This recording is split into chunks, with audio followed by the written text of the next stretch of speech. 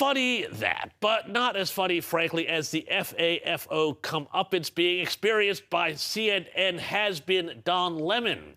Last seen in what can only be described as the invasion of a Baptist church in Minnesota, which was targeted last month by anti-Trump, anti-immigration enforcement protesters because of claims the pastor had ties to ICE. Here's a bit of what that looked like.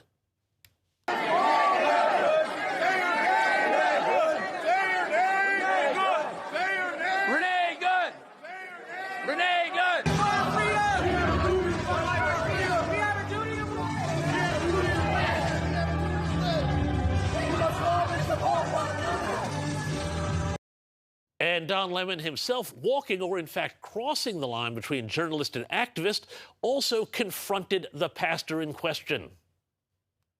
We're here to worship Jesus. Yes. That's why we're here. Yeah. Okay, that's why we're here. Okay. That's what we're about. Don't you think Jesus would be understanding we're about and love these folks? We're about spreading the love of Jesus. But did you try to talk to them as a Christian? No one is willing to talk. Okay. I have to take care of my church and my family, so I asked that you actually would also leave this building. You don't want us to chronicle what happened? Unless you're here to worship. I'm always worship. I'm a Christian. We're here to worship. Yeah. We're here to worship. Okay. Thank you very much.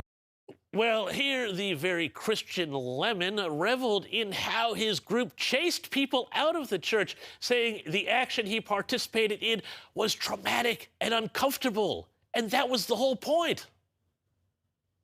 You know, I've imagined it's uncomfortable and traumatic for the people here, but again, careful, it's very slippery right here. Yeah. It's uncomfortable and traumatic for the people here, but that's what really, careful, please, really slippery, not kidding.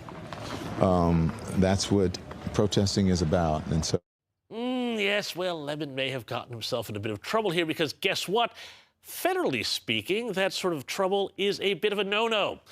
Because while the First Amendment protects freedom of speech, it also protects freedom of worship and the right to worship unmolested by people like Don Lemon. And thanks to something called the FACE Act, which was designed in part and perhaps ironically to protect access to abortion clinics, it is specifically a federal crime to interfere with services at religious houses of worship. And as they say, play stupid games, win stupid prizes, because Lemon has now been arrested and indicted on 2 counts by a federal grand jury on charges of federal civil rights violations, to which I say, good. Of course, the usual suspects are losing their mind.